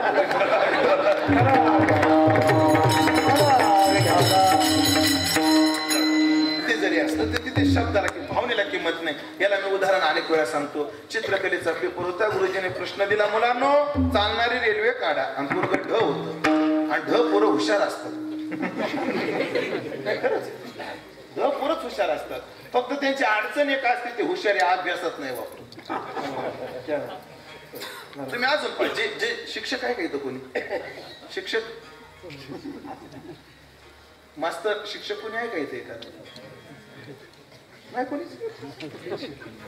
बरं असं मीच होतो 2 मिनिटं शिक्षक. अनुभव आहेत मला.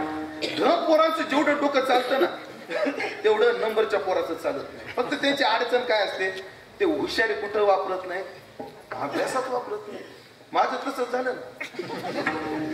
माझे 10वीत 3 विषय गेलेले आहेत पट्ट्याचे. 10वीत किती, याचा अर्थ मी ढ होतो असं नाही. तुला मात्र 100 पैकी 100. सांगण्याचं तात्पर्य काय, मुद्दा माझा हा चाललाय. आणि मग ढ पोर हुशार असतात. त्या पोरानं त्याला चालणारी रेल्वे काय काढता येत नव्हती. तिने असा डोंगर काढला, डोंगराला छोटासा बोगदा काढला आणि तिथं अशा 2 पटऱ्या ओढल्या आणि तिथं लिहिलं, गुरुजी रेल्वे चालूच आहे, सध्या बोगद्यात गेली. किती चालू पोरगा रेल्वे. प्रश्न काय आहे, चालणारी रेल्वे काय? पोरगा मला रेल्वे चालूच आहे, सध्या बोगद्यात गेली. आता गुरुजी ते गुरुजी, आता 5G यायला लागले. 5G पण गुरुजी ते गुरुजी. गुरुजीनं खाली वाक्य दिलं, बाळा रेल्वे बोगद्याच्या बाहेर येऊ दे, मगच मार्क देऊ. तोपर्यंत रेल्वेचे 2 चाकं काढू. उदाहरण मला सांगा, इथं बोगदा आहे आणि या बोगद्यामध्ये रेल्वे आहे. या भावनेला किंमत आहे का तिथे? काय किंमत नाही. तिथं रेल्वेच पाहिजे. परीक्षेमध्ये शब्दच पाहिजे, तिथं भावना नाही चालत. आणि परमार्थात तसं नाही. परमार्थामध्ये शब्द काही असू द्या, भावना लागते. म्हणून पहा, चालणारी रेल्वेच पाहिजे, तिथे रेल्वेचं बोगदा ते म्हणून चालत नाही. आणि परमार्थात शंकराच्या पिंडीजवळ बसा, निर्गुडीचा पाला घ्या आणि शंकराला मला, हे भगवंता मी तुला सोन्याची पानं वाहतो तरी चालतंय. इथं भावनेला किंमत आहे. किंवा एक सांगतो, इथं शब्दाला किंमत नाही. का एक आबासाहेब वासकरांची चाल, यमन रागात विलंबित आहे. रंगा ये वो ये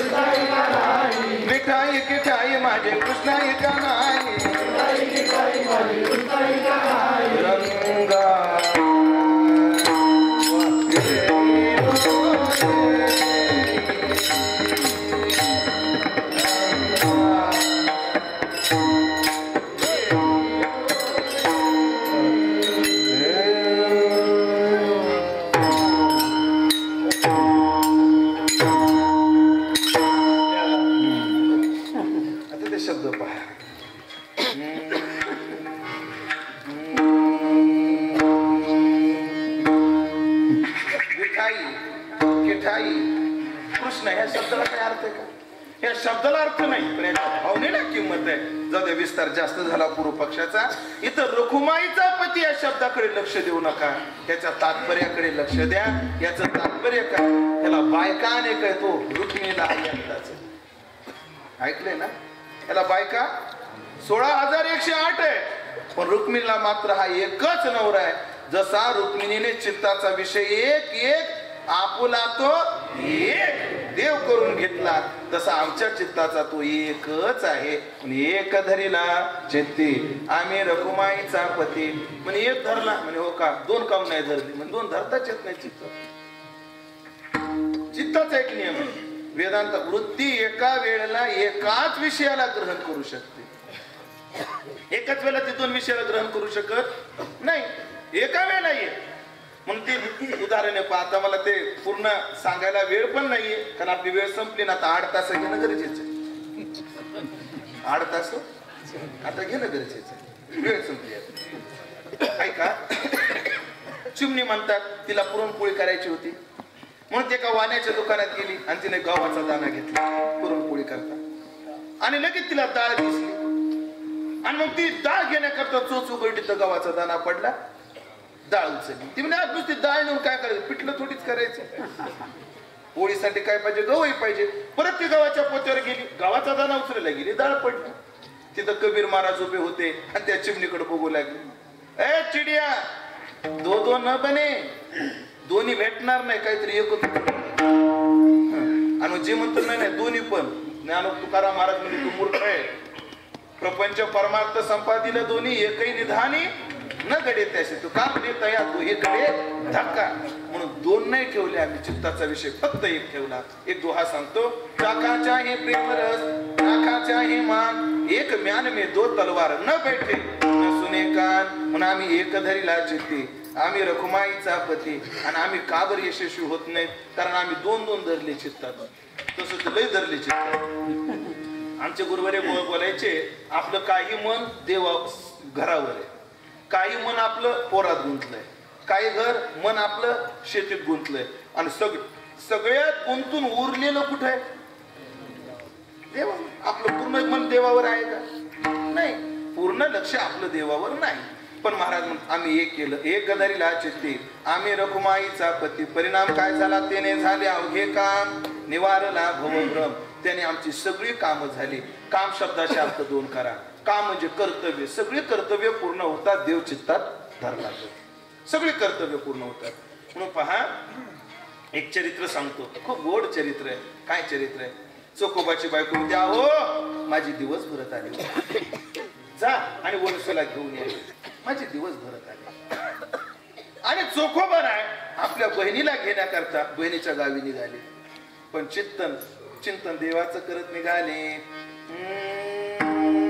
पांडुरंग ध्यानी पांडुरंग ध्यानी पांडुरंग मानी पांडुरंग ध्यानी पांडुरंग ध्यानी पांडुरंग फक्त चित्ताचे दुसरं काहीच निघाले कुठं होते बहिणीकडे आणि जाऊन पोहोचले पंढरपूरला निघाले बहिणीकडे आणि जाऊन पोहोचले पंढरपूरला संतात आपल्यातला फरक सांगतो चोखोबर आहे पाहुण्याच्या घरी निघाले पंढरपूरला कधी पोहोचले त्यांना कळालंच नाही आम्ही जातो पंढरपूरला रस्त्याच्या सगळ्या पाहुण्यांना येडा घालून मग घरी येतो गेले पंढरपूरला आणि जाऊन बसले कुठं रावळामध्ये आणि भजन चालू आहे जाऊ दे आता सगळं नाही भजन चालू आहे चोखोबरायचं आणि रुक्मिणीने पाहिलं चोखोबा इथे बसल्या आणि बायकोचे दिवस भरत आले रुक्मिणी पाठीमागे पंढरपूरची तिने आवाज अहो ऐकलं का अहो इकडे एवढा आवाज देवाच लागत एवढं लांब आहे आणि महाराज बायकोचा आवाज आल्यावर देवालाही मागे यावे शेवटी आवाज कोणाचा बायकोचा काय म्हणते रुक्मिणी अहो तो बघा चोखा आहे तर निवांत बसलाय मग मी काय करू बसू दे मस्त भजन करतोय किती गोड गातोय मला फार बरं वाटतं माझे भक्त गाती जेते नारद आम्ही उभा देते अहो किती गोड गातो तो अहो तो गातो ते सोडून द्या पण त्याच्या बायकोचं बाळणपण आहे बाळणपण ते कोण करील हा बहिणीला बोलवायला निघाला होता निधी येऊन बसला म्हणजे जाऊ दे तू कर आणि बाळणपण कोणी करायचं असतं बायाने करायचं असतं जा तू जा तुम्ही जा वा रे वा मी जा आणि कशाला मग देशा माणूस धरता आणि माझी या भक्ता संसाराची चिंता काय समर्थाची कांता कोरांना मागे हे फक्त सांगायलाच का तुम्ही निघा कोणाला जेवायला म्हटली रुक्मिणी आणि देव बी तयार झाला पण रुक्मिणी ह्या कपड्यात नाही ग जाता यायचं एखादं लुगडं देतेस घ्या म्हणे भरपूर जुने आहेत रुक्मिणी मनाची मोठी आहे न लागणारे लुगडे देऊन टाकले तिने त्या रुक्मिणीच्या मनात कधी यायचं काय महाराज आता कपाट उघडलं की अंगावर साड्या पडायला लागल्या बरं काय काय साड्या अशा त्या घालतही नाही तर कोणाला देतही नाही तर गोरगरिबाला काय करायला पाहिजे देऊन टाकायचं अजून तिकडे भारी भारी कपडे तुम्ही घालीत नाहीत बरेचसे कपडे गरीबाला द्यायला पाहिजे तुम्हाला जुने ते वाटत नाही द्या अडचण नाही रुक्मिणीने लुगडं दिलं ऐका दादा जगाच्या मालकाने फाटकं लुगडं नेसलं जगाच्या मालकाने एक टोपलं घेतलं जुने कपडे तूप खारी खोबरं सगळं बाळणपणाचं साहित्य घेतलं आणि कुठे गेला चोखोबराच्या घरी गेला आवाज देऊ लागला वहिनी उघडा दार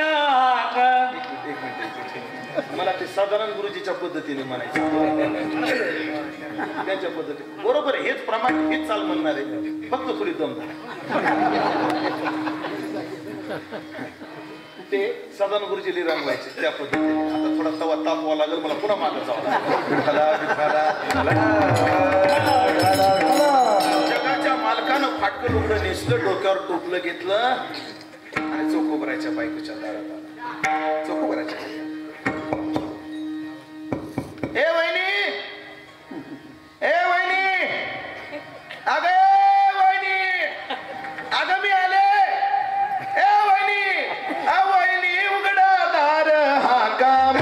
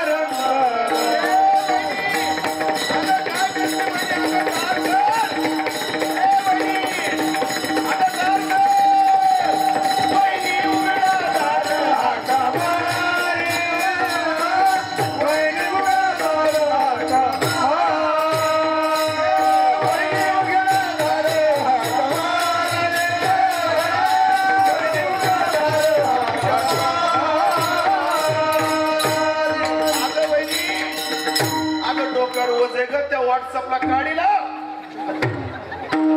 दार वहिनीने दार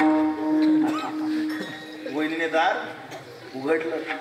वहिनीचं बाळणपण झालं. 12व्या दिवशी बारसं झालं. आणि मग काय पहिल्या दिवशी बोलाली गंगा या बाया गंगा दशरथ राजाला जाऊन सांगा उड्या उभारा पाची या रंगा.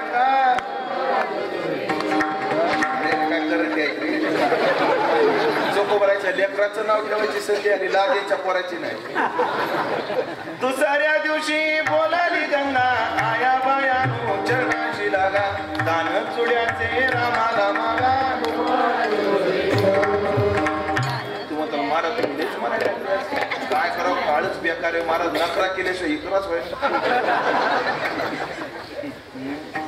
नाव ठेवलं करू म्हणून. आणि चोखोबाला एकदम ध्यानात आलं. अरे अरे अरे बहिणीला बोलवायला जायचं. तिकडं त्याला क्लिक झाल्याबरोबर स्मरण झाल्याबरोबर इकडं देवानं आपला गाशा गुंडाळला. महाराज प्रमाणित नामदेव राहायचे. प्रमाण मला पाठ नाही. चोखोबराची बायको मध्ये अहो वहिनी खूप मदत केली तुम्ही आल्या म्हणून बरं झालं. बरं बाई आता कोणी माझं बाळपण केलं असतं. पण एक करा माझ्याजवळ पैसे नाही. आजच्या दिवस राहा.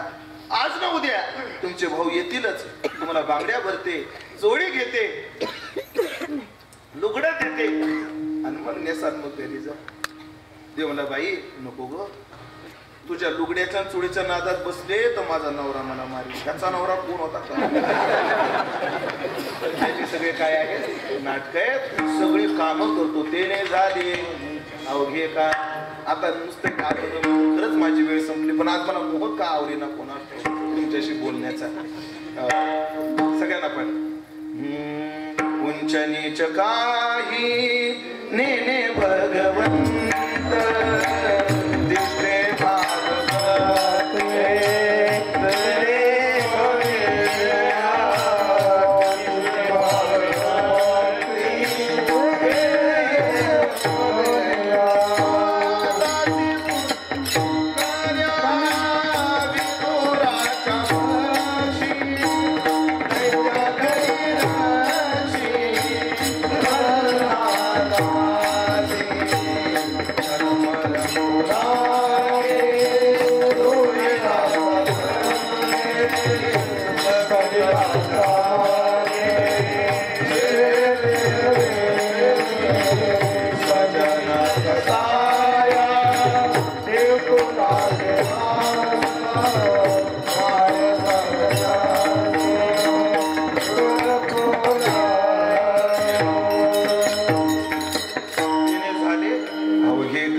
सगळे काम झाले. निवारला भव प्रभू. पण मला तू चित्त धरला तुम्ही हो. चित्त धरण्याकरता तुम्ही केलं काय? कारण असे आधी चित्त शुद्ध केल्याशिवाय चित्तामध्ये येत नाही. येतो बैसनी आठाया असणे व्यापी देवराया निर्मळ हे काय अधिष्ठान तयाचे. आधी काय करावं लागतं? जशी ती जनाबाई म्हणते का मुक्ताबाईचा अभंग मला माहित नाही, पण आमचे वारकरी म्हणतात, हरिया हो तुम्ही मंदिरी दुसरे कोणी नाही. काम क्रोध लोभ घातले बाहेरी. सगळ्याला बाहेर घालावं लागतं तेव्हा तो आत येतो. मग तुम्ही केलं काय? परद्रव्य परनारी झाली विषाची परी. आम्ही हा चित्तात येण्याकरता परद्रव्याला आणि परनारीला आधी दूर केलं. नारीच्या बाबतीत तुकाराम महाराजांनी दोन भूमिका सांगितल्या. एक तर तिला काय करा? तिला आई म्हणा. पराव्या नारी रखुमाई समान हे गेले नेमून ठाईचे. एक तर काय म्हणायचं? आई म्हणायचं. नाहीतर तू का म्हणे तशा दिसतील नारी रिसाची आपरी आम्हा पुढे. रिसाच्या परी म्हणजे आम्हाला परस्त्रिया आस्वलिनी सारख्या दिसतात म्हणे. एक तर आस्वलीन म्हणा जर तुमचं मन आवरत नसेल तर, नाहीतर आई म्हणा. ह्या दोन गोष्टी करा. पण परस्त्रीवर डोळा नको, परधनावर डोळा नको. आम्ही काय केलं? परद्रव्य परनारी झाली विषाची हे परी. विषाची परी केली. पूर्व पक्षी धातू धिक्कारिले जन. या सगळ्यांचा त्याग केला आणि असं चित्त शुद्ध केल्यामुळे मग तो रुक्माईचा पती चित्तात आला. मग काय करायचं? काही नाही, चित्तातले विषय काढायचे, त्याला चित्तात धरायचं. त्याला काही जास्त लागतं का? तो कमळे फारा तो कमळे फारा तो कमळे फारा तो कमळे फारा काही लागत देवाला नाही लागत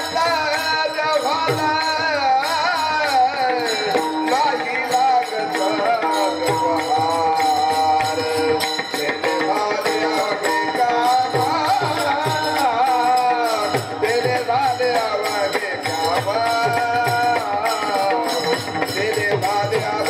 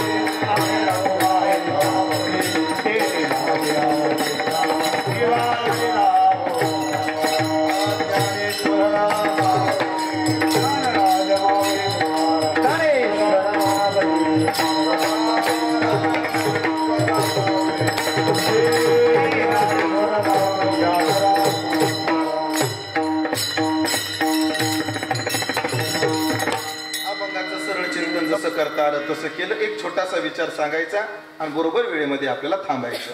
काय तो का म्हणे फार नाही लागत व्यवहार. हे कोण म्हणतात? तुकाराम महाराज. महाराज म्हणतात यशस्वी व्हायला फार काही लागत नाही, थोडं असलं तरी चालतं. आणि खरंच आहे, यशस्वी होण्याकरता लय नाही लागत, लय नाही लागत. स्वामी विवेकानंदाला यशस्वी व्हायला 2 मिनिटं पुरले जाणार. किती मिळाले? 2 मिनिटं. पण त्या 2 म्हणजे काय? एका माणसाने एका माणसाने डॉक्टरला विचारलं, डॉक्टर तब्येत कशी आहे? म्हणजे 99% आम्ही काही सांगू शकत नाही, पण 1% चान्स आहे, 1% चान्स आहे, काहीतरी आहे. त्या माणसानं सांगितलं, डॉक्टर त्या 1%चा 100% प्रयत्न करा. माझं बोलणं लक्षात आलं? त्या 1%चा 100% प्रयत्न करा. पण थोडं जरी असलं त्या थोड्याचा 100% उपयोग केला तर जास्त लागत नाही. पण खरं तर शास्त्रात असं म्हटलं, गोपिका म्हणतात याच्या प्राप्ती करता जन्मजन्मांतरी केली हे सूचना. एवढं करावं लागलं. उपनिषद म्हणतात क्षुरस्य धारा निशतम दुरतया दुर्गम पतस्तत कवयो वदंती. आणि तुकाराम महाराज असं का म्हणतात त्याचं उत्तर त्यांनीच देऊन ठेवलेलं आहे. तो का म्हणे फार नाही लागत व्यवहार. पण फार कधी लागत नाही? महाराज म्हणतात थोडे आहे, थोडे आहे, पण कधी? चित्त साह्य आलिया. मी याला एक उदाहरण सांगत असतो. पंढरपूर किती किलोमीटर आहे? लवकर बोला, वेळ संपल्या. 350, 400, 401, 402, 403. आता 400 बोला तुम्ही, काही म्हणा. 400 लिहिलं सुटला आपण. 400. आता मार्ग पहा, माझ्या पद्धतीने मार्ग पहा. नाशिक, सिन्नर, नांदूर शिंगोटा, लोणी, राहुरी, नगर, टेंभुर्णी, कुरुडवाडी, कुरुडवाडीची गरज आहे, टेंभुर्णी, पंढरपूर. बरोबर ना? मार्ग आवडला का बदलायचा? रात्री आपल्या निवृत्तीनाथाचा ठेवायचा नाही ना? मार्ग मला सांगा आता, हा मार्ग तुमच्या डोक्यात आला? परत एकदा मार्ग सांगतो. नाशिक, सिन्नर, निमोन, लोणी, राहुरी, नगर, करमाळा, टेंभुर्णी, पंढरपूर. मला सांगा ह्या रस्त्यात किती घाट लागतात? तुम्ही 5 मिनिटं चिंतन करू शकता, तोपर्यंत मी फिरून येतो.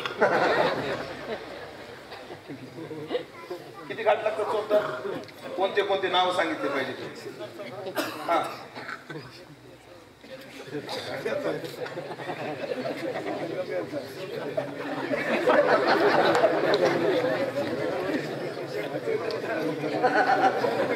म्हणलं माझ्या माहितीनुसार त्याच्या अलीकडे घाट आहे ना? नाही नाही, ते सिन्नरच्या घाटाच्या अलीकडे लय मोठा घाट आहे. त्या घाटाचं नाव सांगतो मी, थांबा. त्या घाटाचं नाव आहे उमरा घाट. लय मोठा घाट आहे तो. त्या सिन्नरचा घाट आहे ना, त्याच्या अलीकडे. एवढंच नाही, बिलगोळीच्या अलीकडे, या गावाच्या विषयीच्या अलीकडे. तुम्हाला काय सांगू, एकच घाट आहे, उमरा घाट. माहित नाही? दाराचा उमरा सगळ्यात मोठा घाट ते होय. मग एक आहे पंढरपूर दूर आहे, पण कधी कुठपर्यंत दूर आहे? उमरा घाट ओलांडे पर्यंत दूर आहे. एकदा का मनाला ठरवलं उमरा ओलांडला की मग काय अवघड नाही. कुठे आहे की नाही? म्हणून मनानं सहाय्य केलं तो फार नाहीये. तो का म्हणे फार नाही लागत व्यवहार. फक्त काय करावं लागतं? परद्रव्य परनारीला विषासारखं सांभाळावं लागतं आणि चित्तात त्याला धरावं लागतं. एवढ्यानं सगळी कामं होतात. भाऊभरम निरसून जातो. अजून विषय काय? आपली वेळ संपली, इथं थांबतो. प्रभूच्या कृपेने आपल्या जीवनामध्ये परद्रव्य परनारीचा अभिलाष इथून झाला पाहिजे. कारण तुम्हाला एक सांगतो, लोकाला वाटतं कोण बोलतं, जमून जातं, जरा नाजूक बोलतोय. पण तुकाराम महाराजाचा अभंग लय जे आहे. तुकाराम महाराज म्हणतात, ऐका बरं बार काही सगळे ऐका. परद्रव्य परनारीचा अभिलाष येतून हारास अवघी. ज्याचा दुसऱ्याच्या धनावर दुसऱ्याच्या बाईवर डोळा आहे, महाराज म्हणतात त्याचं सगळं भाग्य नष्ट होत जातं. किती दिवसात होतं? घटका, मास, पळ, वर्ष लागे 3, पण बांधले पटवण गाठून. कोणाचं घटकेत होईल? काय नाही, बघतो तेवढ्या तिचा नवरा बघतो, पाठतो तर मार खातो. घटके घटका नाही जरा मी म्हणलो विषय नाजूक आहे, मी आधीच माफी मागितली बोललो तुम्हाला. विषय काय आहे नाजूक. घटका कोणाचं एका महिन्यात उघडं पडतं, घटका मास पण काय ना तुकाराम महाराज काय खायचं होतं पाप नेलं तर उघडं पडतं. आणि नाही जर उघडं पडलं तर महाराज म्हणतात 3 वर्ष तर निश्चित वर्ष लागे 3 पण बांधले पतन गाठले. पण पतन मात्र निश्चित आहे. म्हणून दुसऱ्याचं धन आणि दुसऱ्याची बाई याच्यावर डोळा ठेवायचा नाही. ते एकदा चित्तातलं निघून गेलं. दुसऱ्याच्या आपल्या धनावर डोळा ठेवा. तुम्ही लगेच मला म्हणता ना तुम्हाला पाकिट खायला पाहिजे, माझं धन आहे. दुसऱ्याच्या धनावर आपलं जे नाही ते. पण परद्रव्य परनारी याचा विटाळ करायचा आणि ह्याचा विटाळ गेला. महाराज म्हणतात काय परद्रव्य परनारीचा विटाळ नाही, विटाळ तो परद्रव्य परनारी हे दोन्ही अधुरी सोवळा तो. आणि सोवळा झाला की मग काय उपाधी वेगळा तो का राहिला निराळा. आणि असा झाला की देव बरोबर चित्तामध्ये येऊन राहतो आणि सगळे कामं होतात. तसं आपल्या जीवनात घडावं ती ताकद आपल्याला पूर्ण द्यावी अशी सद्भावना या प्रसंगी व्यक्त करतो. या ठिकाणी सेवेला पूर्णविराम देतो. जेव्हा बाबांच्या नेतृत्वात सगळे पिंपळदकर मंडळी हा इतका गोड कार्यक्रम करताय. पण मला वाटतं पिंपळदला येतो त्याला वर्ष झाले 5-7 वर्ष नक्कीच झाले मी येतो. पण ह्या वर्षीचा उत्साह काही वेगळाच आहे. त्याचं कारण या मैदानात सप्ताह आला ते लय बरं केलं. कारण तिथं असं उंचावर होतं अशी हवा लागायची, लय हवा लागायची. इथं मस्त आपलं इकडून भिंत आता तिकडे एक बांधून घ्या वर एक स्लॅब टाका दाबून टाका म्हणजे हवा पॅक सुंदर ठिकाण झालं. आणि मला काही माहित नाही पण सिस्टीमवाल्याने खूप गोड साथ दिली, त्यांचे आभार मानतो. खूप सुंदर महाराज. नाही तर कागावची सिस्टीम म्हणजे ट्रॅक्टरवरच्या टेप सारखी. ट्रॅक्टरवरचा टेप म्हणजे ड्रायव्हर सोडून सगळ्या गावाला ऐकायला. पण सिस्टीमची सुद्धा सुंदर साथ. त्यात आज माझ्यासोबत आलेले आमचे दिनेशजी मोजाट जे मृदंगाच्या क्षेत्रात ज्यांचं फार मोठं नाव आहे. महाराज रोज मारामार असते आम्हाला एक पकवायला भेटत नाही. पण आज वाजवायला एक आहे, टाळकऱ्यात उभे आणि बसलेले बी तयार पकवायचे कितीतरी आहे. त्यामध्ये आमचे निलेशजी गाडवे पाटील त्यांचाही मृदंगाच्या क्षेत्रात फार मोठा हातखंडा आहे. ते आज या ठिकाणी आहेत. त्यांना वाजवा म्हटलं पण ते थंडीला भिले काय की असं. आमचे निलेश भाऊ पण आलेले आहेत, सुंदर मृदंगाचार्य.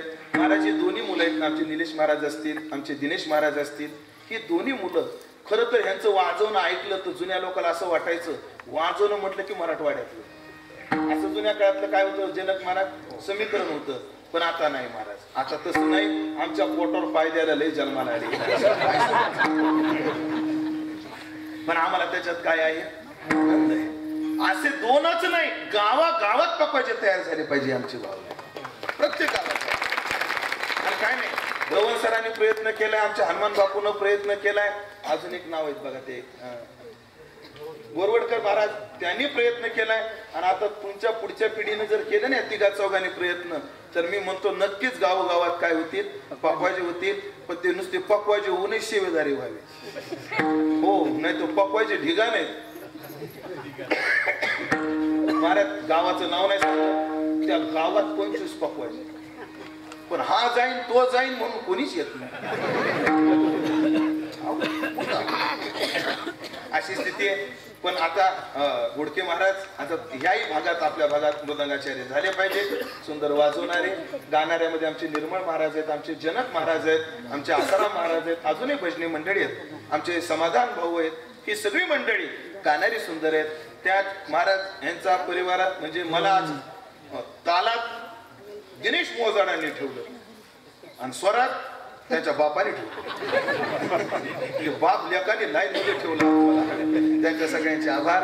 आणि या ठिकाणी आमचे माझे मित्र मंडळी अनेक विविध गावावरून सगळी मंडळी आलेली आहेत. त्यात आमचे नाटकर बाबा आहेत, सगळीच मंडळी आहेत. सगळ्यांचे आभार मानतो.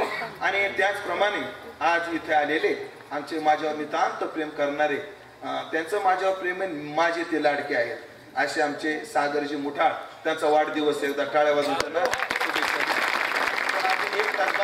उद्या वाढदिवस आहे. उद्या माझं कीर्तन नाही म्हणून आज शुभेच्छा जाहीर कीर्तनात आपण त्यांना देऊ.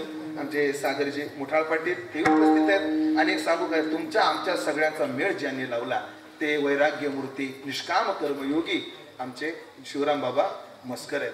पूज्य बाबांची तब्येत आणि तुम्हाला खरं सांगतो महाराज, त्यांच्या आजारांची यादी जर पाहिली, त्यांच्या आजाराची यादी पाहिली, त्यांचा उत्साह, त्यांची धडपड पाहिली, ते समीकरण जुळत नाही. जुळत नाही जुळत. एवढ्या आजाराचा माणूस संसारिकाला उद्या एवढे आजार जागचा उठणार नाही, पण बाबाची एवढी धडपड आहे.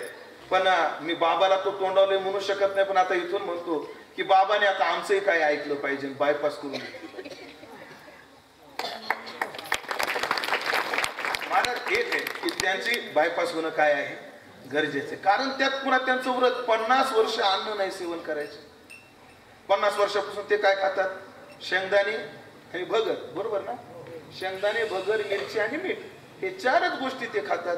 आणि माझ्यापेक्षा तज्ञ मंडळी तुम्ही आहात. शेंगदाणे त्याला कसे आहेत? त्याला काय म्हणतात? कोलेस्ट्रॉल काय कोलेस्ट्रॉल काय असतं ना, ते वाढण्याकरता शेंगदाणे जास्त घातक असतात. म्हणून बाबाने आमचं ऐकावं आणि बाबांनी आमच्यावर कृपा करण्याकरता जास्त जगावं. त्यांची बुद्धी आहे की आता तुकाराम महाराज जसे आले तसे गेले, ठेविले आनंद ते तैसेचे राहावे, त्यांचं आहे. पण त्यांनी आमच्या करता तेवढं करावं अशी मी त्यांना इथून व्यासपीठावरून जाहीर विनंती करतो. वाजे बाबा सांगा, जरी त्यांनी ऐकलं नसलं तरी तुमचं नक्कीच ऐकतील ते. आपण त्यांना विनंती करू. आणि एक सांगतो, आणि एक आहे, जरी त्यांनी ऐकलं नाही, कदाचित जर त्यांनी आपलं ऐकलं नाही, आपण तर प्रयत्न करूच, पण त्यांनी जर ऐकलं नाही तर बाबा आहे त्या स्थितीत आपल्याला सगळ्याला सांभाळायची ते ध्यानात ठेवा. कारण त्यांनी पूर्ण आयुष्य आपल्याकरता घालवलंय. तर आता त्यांच्या नंतरचं आयुष्य जे काही राहिलं असेल ते आता कोणाला पार पाडायचे? आपल्याला पार पाडायचे. फक्त देवाला एवढी प्रार्थना करतो, त्यांचा त्याग, त्यांचं समर्पण, ह्या सगळ्या गोष्टी लक्षात घेता त्यांना उदंड आरोग्य, उदंड आयुष्य लाभावं अशी सद्भावना या प्रसंगी व्यक्त करतो आणि माझ्या वाणीला पूर्णविराम देतो. जे काही अभंगावर बोलू शकलो ते माझ्या वारकरी शिक्षण संस्थेतले गुरुवर्य, माझे गुरुवर्य संतवीर बंडातात्या कराडकर माझ्या गुरुच आहे, त्यांच्या चरणी समर्पित करतो आणि सेवेला पूर्णविराम. सगळ्यांचे आभार, मुख्य म्हणजे भानगडीचे आभार मानतो आणि सेवेला पूर्णविराम. तुकाराम तुकाराम तुकाराम.